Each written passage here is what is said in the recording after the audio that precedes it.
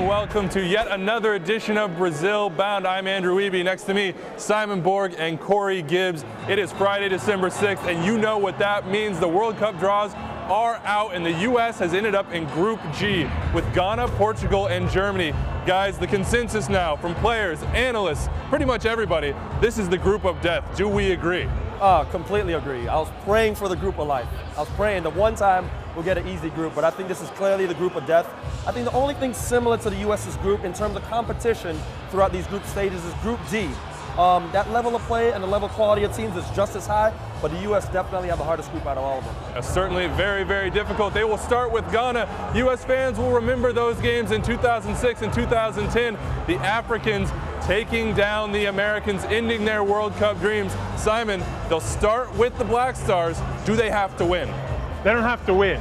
But the good thing about facing them in the first game is that there's no pressure. There's no must draw or must win. It's not a do or die game.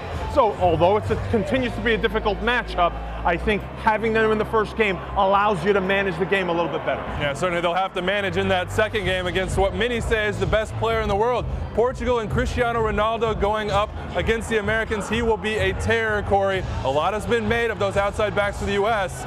What is going to go on with that? We're not talking about one of the greatest players. We're talking about the greatest player right now who's in top form.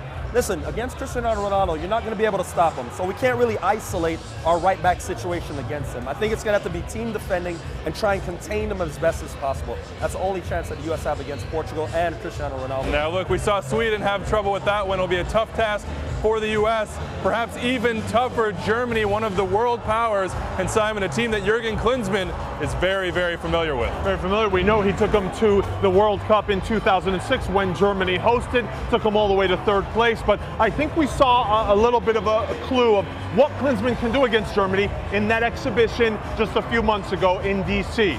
The U.S. won that game 4-3 against the B side for Germany, but Klinsmann was able to put together a game plan that surprised Germany. So I think he can do the same thing in that last game of the group. Certainly going to take a lot to surprise the Germans. The U.S. with quite the travel plans for this one. They'll go deep into the Amazon to Recife, almost 9,000 miles of travel for these three group games. Now the big question, of course, can they get out? Can they move on to face the winner or runner-up of Group H? I want to know what you guys think. What will it be, Simon?